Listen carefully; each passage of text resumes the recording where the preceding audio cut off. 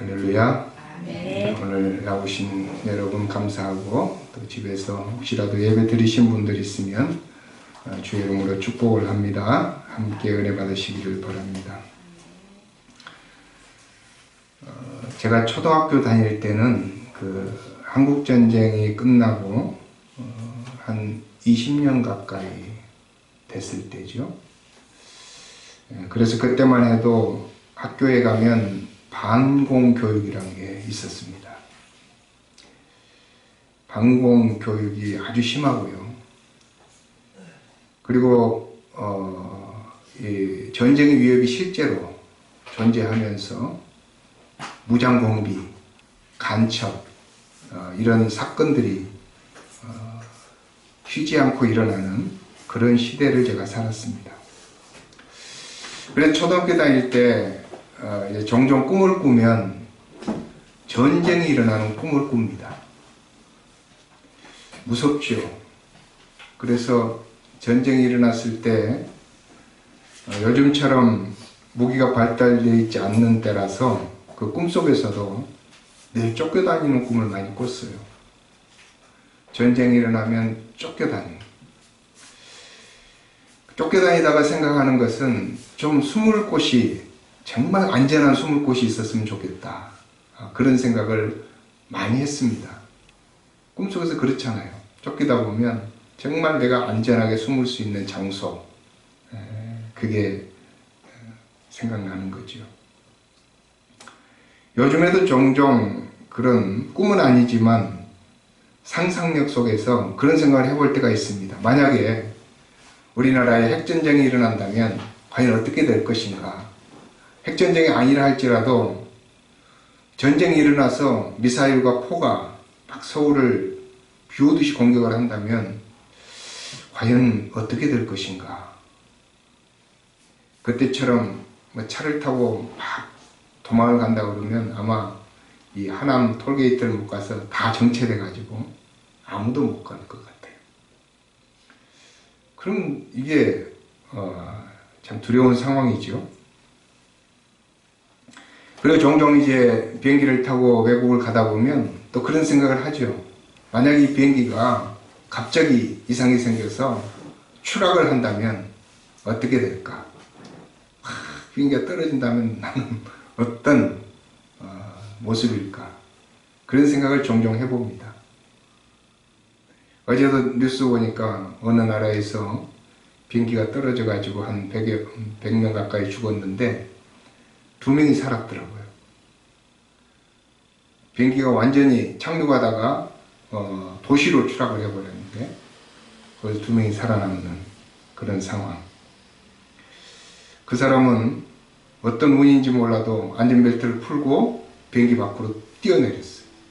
그래가지고 살았어요. 그리고 요즘에 코로나 때문에 방송을 종종 보게 되는데 이 남미에는 지금 아주 심각한 상황입니다. 이 의료시설도 열악하고 모든 게 다 열악하죠. 그런 가운데서 이 코로나가 퍼져나가니까 정말 두려운 거예요. 방역도 안 되지, 치료도 안 되지. 그래서 정말 힘든 상황인데 그걸 보면서 또 그런 생각도 해봤습니다. 만약에 이 코로나보다 더 전염성이 강하고 그리고 치명률이 50% 정도 되는 그런 이 전염병이 세계에 창궐하면 도대체 우리는 어떻게 살까? 사람들은 어떤 모습일까? 아무도 못 믿겠죠. 어제도 제가 결혼식을 2군데 갔다 왔는데 사람들이 버글버글해요. 너무 많아요. 만약에 이 전염병이 엄청난 전염성을 가지고 있고 수많은 사람들이 거기에 걸려 있다면 아마 결혼식에 아무도 안 왔을 거예요.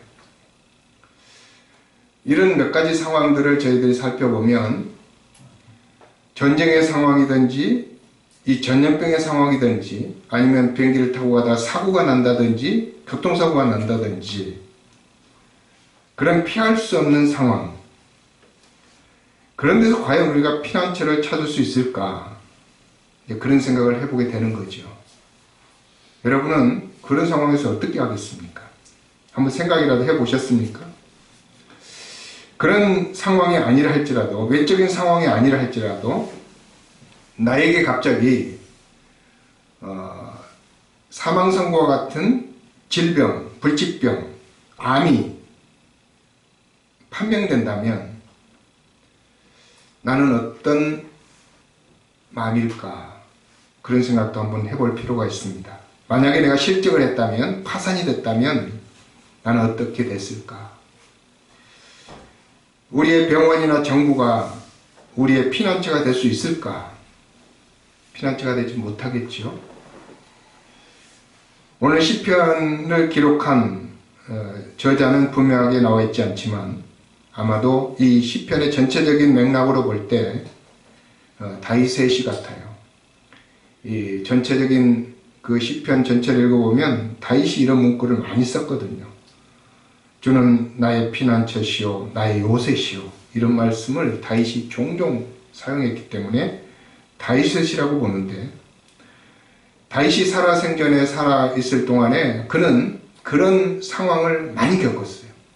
조금 전에 제가 이야기했던 피할 수 없는 그런 위험한 상황, 거기에서 다윗이 어떻게 살아남을 수 있었는지, 그리고 마지막에 명예를 얻을 수가 있었는지, 우리가 오늘 이것을 조금 생각해 보려고 합니다. 다윗이 어려서는 그 목동 생활을 했어요. 양을 치면서 생활을 했습니다. 근데 목동들이 지배를 가지 않고 양과 함께 잠을 잡니다.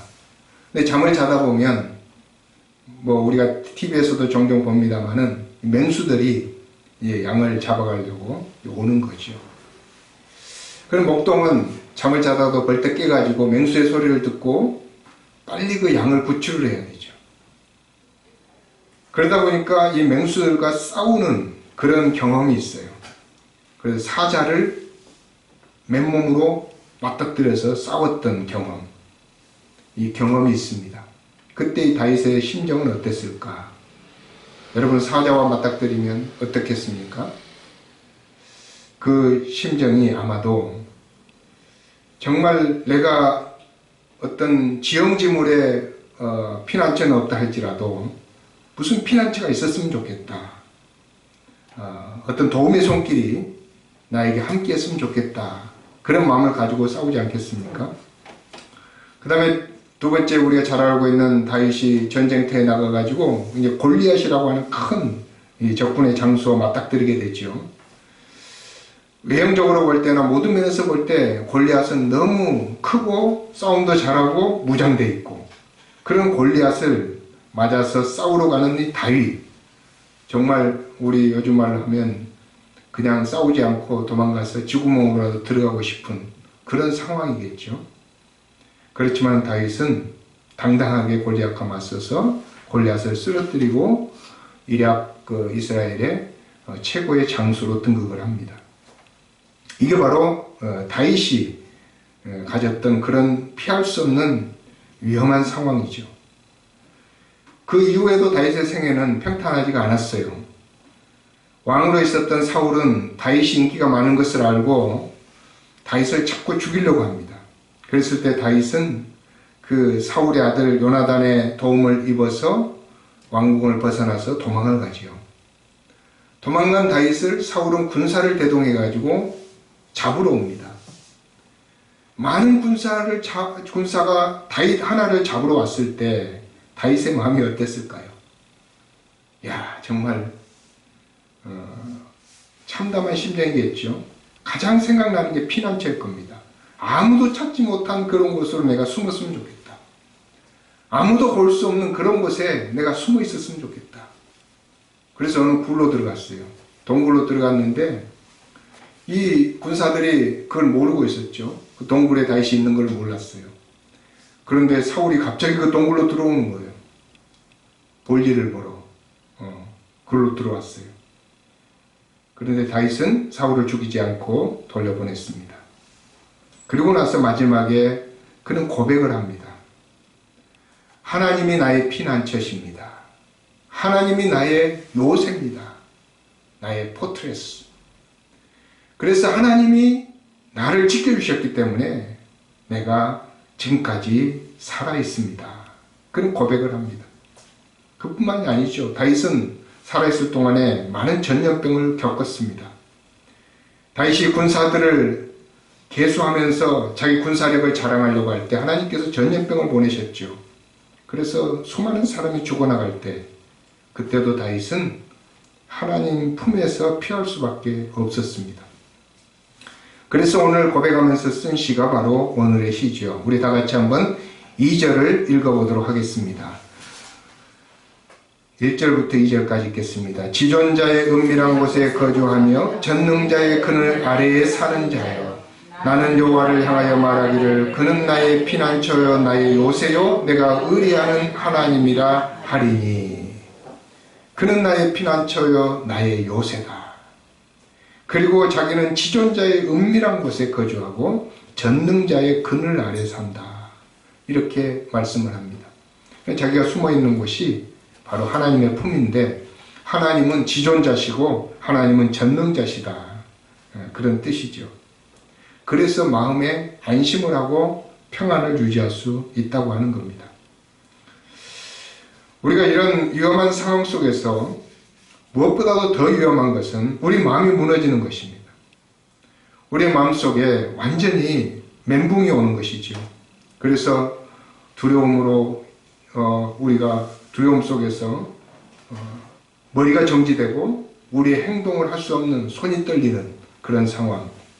그런 상황에서는 아무런 해답도 얻을 수가 없는데 다윗은 위험할 때마다 하나님의 품속에 들어가서 새로운 지혜를 얻고 새로운 용기를 얻고 새로운 길을 얻어서 다시 그 위험한 상황을 벗어나는 그런 일들을 반복했던 것이죠. 그래서 다윗이 경험한 하나님에 대해서 여기서 세 가지로 이야기하는데 첫 번째는 다윗은 하나님이 날개 아래에 자기를 품어주셨다라고 고백을 합니다. 우리 4절 다 같이 한번 읽어보겠습니다. 그가 너를 그의 빛으로 덮으시리니 내가 그의 날개 아래에 피하리로다. 아멘. 저는 어려서 우리 집에서 시골집에서 이 닭을 키웠어요. 그래서 닭이 이제 요즘처럼 뭐 닭장에서 큰 게 아니고 마당에서 이제 다니면서 닭이 모이를 주워 먹고 대체적으로 이제 지렁이 많이 주워 먹고 그렇게 사는 닭들을 보고 살았는데 그 닭이 이제 병아리를 낳으면 병아리가 닭을 줄줄 따라서 이제 다니죠. 그러다가 어떤 순간이 되면 이 닭이 날개를 이렇게 벌려가지고 그 병아리를 그 날개 밑으로 다 모읍니다. 그래가지고 날개를 쫙 하면은 병아리가 하나도 안 보여요. 예, 큰 닭만 보이죠. 병아리가 날개 속으로 싹 들어갑니다. 그리고 나서 그때는 이제 위험한 상황이에요. 뭔가 위험이 닥쳐오는 거예요. 그래서 뱀이 나타나요. 뱀이 나타나가지고 이제 꾸물거리면서 오면 닭이 눈을 팍 부릅뜨고 도망가지 않고 그 뱀과 싸웁니다.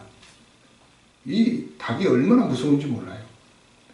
여러분 그 유튜브 같은 데서 보면 새가 이 뱀과 싸우는 거 보셨죠? 절대 안 집니다. 그래서 막 싸우는데 거의 피가 날 정도로 싸워요. 왜 그럴까요?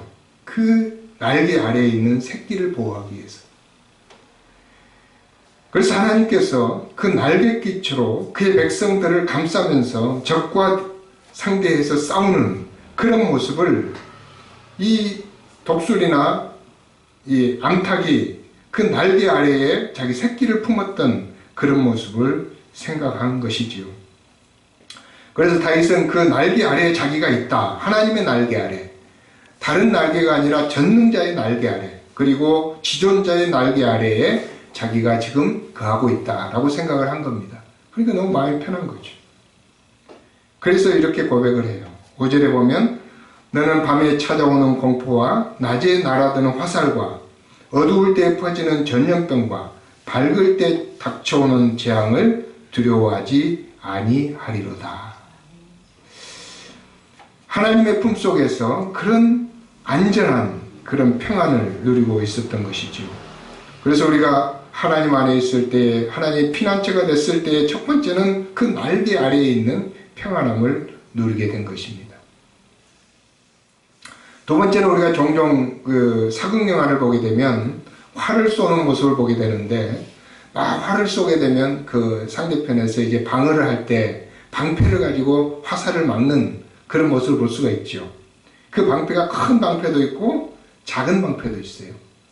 큰 방패는 온 몸 앞에다가 두 손으로 세우고 다니는 방패가 있는가 하면, 작은 방패를 손에 들고 칼을 막는 그런 방패도 있습니다. 그런데 그 방패가 없다면 얼마나 불안하겠어요. 요즘에도 이제 현대전쟁에도 그 보통 우리가 액션 영화를 보게 되면 이제 권총을 들고 싸우러 갈 때에 이 방탄조끼라는 거 있잖아요.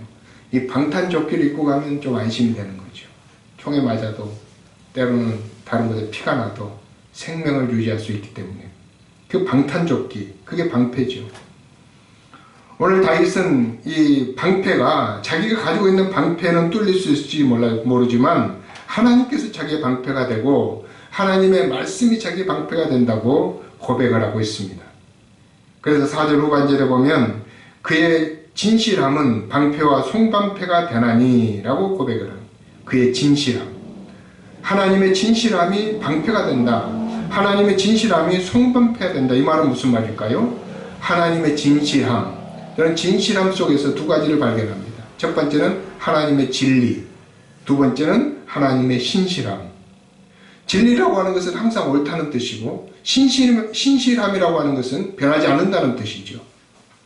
그래서 하나님의 그 모든 말씀, 또 하나님이 우리에게 약속하신 그 약속, 그것은 항상 옳은 것이고 그뿐만 아니라 그것은 변하지 않는 것이기 때문에 우리가 하나님의 약속을 가지고 하나님의 말씀을 가지고 세상을 살다 보면 그것이 때로는 수많은 곳에서 방패가 되고 손방패가 되는 거예요.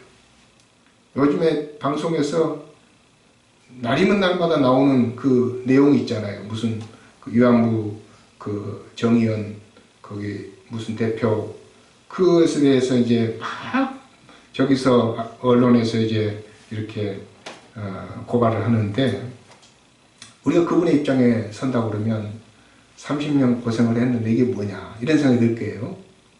근데 수많은 공격을 어떻게 막냐 이 말이에요. 내가 의도하지 않게 너무나 많은 공격이 들어오는데 이걸 어떻게 막겠어요? 일일이 그걸 하나하나 변명을 하겠어요? 하나하나 해명을 하겠어요? 어떻게 하겠어요? 그런데 가장 중요한 방패가 있다고 한다면 그거는 진실함입니다. 진정성이에요. 그 사람의 마음속에 그걸로 무장을 하면 가장 좋은 거예요. 진실함과 진정성. 남이 어떻게 말하든지, 내가 설령 국회의원직을 잃는다 할지라도 나의 진실함과 나의 진정성을 가지고 잘못한 것은 잘못한 것대로, 잘한 것은 잘한 것대로 그대로 내보일 수 있는 그런 마음의 진정성을 가지면 두려움은 사라지게 됩니다. 그래서 그 문제를 해결해 나갈 수 있는 거죠. 내가 이것을 잃으면 어떨까? 이 명예를 잃고 이 직을 잃고 이러면 어떨까 해서 자꾸 자기가 두려워하고 감추다 보니까 더 이게 안전한 것이 못 되는 거예요. 우리의 삶이. 그러나 우리의 진정성을 가지고 모든 것을 내어놓게 되면 바로 그것이 방패가 되고 손방패가 된다고 하는 것입니다. 근데 그것은 바로 하나님의 진실함, 하나님의 말씀. 우리가 이단들이 우리들에게 와서 공격을 한다 할지라도, 우리를 속이고 수많은 사람들이 와서 우리를 사기를 친다 할지라도 하나님의 진실함과 하나님의 진리를 가지고 나간다면 우리는 마음속에 안전함과 평안을 가질 수가 있습니다. 그게 바로 하나님의 피난처예요. 첫 번째는 하나님의 날개가 우리의 피난처지만 두 번째는 하나님의 말씀이 우리의 피난처. 하나님의 말씀, 진리의 말씀, 그게 우리의 피난처가 되는 줄로 믿습니다. 세상에 어떤 것이 우리의 피난처가 될 수 있을까요? WHO가 우리의 피난처가 됩니까? 우리 한국의 질병관리본부 피난처가 됩니까? 저는 어려서 그 방공호라는 게 있었어요. 방공호. 이제 곳곳에다가 이게 이렇게 산속에도 그렇고 길가에도 그렇고 막 이제 이렇게 흙을 파가지고 전쟁이 나면 그 속에 들어가. 그래서 우리가 사이렌이 엥 하고 불면 그 속으로 들어가야 돼. 그 많이 해보셨죠? 그 방공호 속으로 들어가는 거. 근데 그곳에 목이 다 나오면 안전하지가 않아. 불안해요. 그래서 그런 생각을 해보게 되지요. 이보다 더 깊은 벙커가 있었으면 좋겠다. 그래서 막 튼튼하게. 근데 실제로 그런 것을 만들어 놨어요. 국회의사당 밑에 가면은 그런 지하 도로가 있고요. 이 북한에 가면 평양 밑에 엄청난 지하 도시들이 있어요. 벙커들이 있어요. 우리가 영화, 할리우드 영화 보면은 그 솔트라고 하는 영화 그런 거 보면 있잖아요. 백악관 밑에 지하 벙커가 있어요. 전쟁이 났을 때 수뇌부가 그걸로 들어갈 수 있는 지하 벙커들이 있어요. 북한에도 그런 게 엄청 많은 거죠. 그런데 또 요즘 뉴스를 보면 비행기에서 이 벙커를 깨는 폭탄이 생겼어. 그래서 비행기에서 이 폭탄을 떨어뜨리면 벙커가 아무리 두꺼워도 그 속을 뚫고 들어가. 그런 폭탄이 생겼어요. 그래서 안전한 곳이 없는 거죠. 그랬을 때 우리는 하나님의 날개와 그리고 진리의 피난처와 세 번째는 하나님의 천사를 동원한 피난처를 우리가 찾아야 됩니다. 자, 우리 다윗이 이야기했던 피난처 중에 세 번째 피난처는 무엇일까요? 그것은 바로 하나님의 천사입니다. 11절을 우리 다 같이 한번 읽어보겠습니다. 그가 너를 위하여 그의 천사들을 명령하사 내 모든 길에서 너를 지키게 하심이라. 10절에 보면 화가 내게 미치지 못하며 재앙이 내 장막에 가까이 오지 못하리니 그가 너를 위하여 그의 천사들을 명령하사 내 모든 길에서 너를 지키게 하심이라. 하나님이 천사를 동원한다 이거예요. 성경에 보면 그런 게 나와요. 엘리사를 아람 군대가 잡으러 왔을 때 왜 엘리사를 잡으러 왔을까? 왕궁으로 안 가고 엘리사를 잡으러 온 이유는 엘리사가 기도만 하면 모든 걸 다 알아가지고 아람 나라가 쳐들어오면 그걸 다 정보를 알려주니까 도저히 전쟁을 할 수가 없어요. 그래서 이 엘리사부터 죽여야 되겠다. 그래서 이제 포위를 했는데 군사들이 포위를 했는데 엘리사의 종이 그 군사들 포위한 군사들을 보니까 막 두렵죠. 그냥 빨리 뛰어들어가가지고 선생님 큰일 났습니다. 지금 우리 집이 완전히 포위됐습니다. 군사들이 쫙 깔렸습니다. 그랬더니 엘리사가 게하시에게 두려워하지 말라. 우리와 함께하는 군대가 저들보다 더 많다. 그러면서 게하시의 눈을 확 열어줬어요. 게하시가 눈을 열어보니까 그 아람 나라 군대가 쫙 깔려 있는데 그 바깥으로 하나님의 군대가 엄청나게 깔려 있는 거예요. 하나님의 천사들이. 그걸 게하시가 눈으로 보고는 깜짝 놀랐어요. 아, 눈으로 보는 게 다가 아니구나. 이 군사들이 군사가 아니구나. 그 군사들 바깥에 하나님의 군사들이 이렇게 많이 있구나. 이것을 깨달은 거지요. 우리가 살아가는 동안에도 여러분 그런 것들이 너무 많이 있습니다. 그걸 경험할 수 있는 그런 사람들도 많아요. 제가 무주에 있을 때 어떤 목사님 한 분이 간증을 제게 하더라고요. 그 간증을 하는데 그분이 공수부대 출신인데 제게 이제 그 교회 오신 지 얼마 안 됐어요. 근데 목사님이 자기 간증을 해요. 자기 공수부대 하는 이제 낙하산을 이제 타잖아요. 공수부대. 그걸 점프라고 그래요. 그래서 이제 하늘로 가다가 이제 점프를 하는데 이게 공중에서 점프를 했는데 낙하산이 안 펴진 거예요. 그래가지고 막 떨어지는데 예수를 믿으니까 하나님밖에 생각이 안 나더래요. 낙하산이 안 펴지면 어떻게 해요? 기도를 하고 떨어졌어요. 근데 있잖아요. 살았어. 이게 막 떨어지다가 자기가 땅에까지 낙하산이 안 펴고 떨어져 버렸는데 그 농 가운데 웅덩이가 있었어요. 진흙으로 가득 찬 그 웅덩이 있잖아요. 그 속으로 자기가 빠진 거예요. 그래가지고 살았어요. 그거 참 거짓말 같죠. 자기 일을 자기가 고백하고 그렇게 자기는 참 이제 두 번 사는 거나 마찬가지다. 그래서 하나님의 일을 하고 목사가 될 수밖에 없었다. 그런 간증을 제가 들었습니다. 하나님이 그를 받아서 농 가운데 앉힌 것은 하나님 그를 쓰고자 하시는 뜻이 있었기 때문에 어떻게 그 수많은 넓은 들판에서 그 구멍으로 빠지냐 이거예요. 응? 이번에 우리 비행기에서 뛰어내린 사람도 마찬가지. 뭐 90명인가 70명인가가 죽었어. 비행기가 한꺼번에 떨어져가지고. 근데 그 사람이 갑자기 뛰어내리고 싶은 거야. 그래서 그냥 안전벨트 풀고 비행기 밖으로 뛰어내렸는데 살았어요. 2명이 살았어, 2명. 우리가 이런 일들이 얼마든지 일어날 수 있어요. 하나님께서 그를 사랑하는 자에게 하나님께서 그 사람의 인생이 필요하면 얼마든지 그런 것은 가능한 것입니다. 오늘 말씀 14절을 우리 다 같이 읽어보겠습니다. 하나님이 이르시되 그가 나를 사랑한즉 내가 그를 건지리라. 그가 내 이름을 안즉 내가 그를 높이리라. 그가 내게 간구하리니 내가 그에게 응답하리라. 그들이 환난 당할 때에 내가 그와 함께하여 그를 건지고 영화롭게 하리라. 아멘. 이 다윗은 다 그 경험했던 사람이에요. 그렇게 했던 걸 다 경험했던 사람이에요. 예수님께서 십자가에서 죽으시면서 이 제자들을 날개로 품듯이 품어주셨어요. 베드로가 부인하고 도망가도 그냥 예수님이 다 인정했던 것은 그들의 목숨을 살리려고.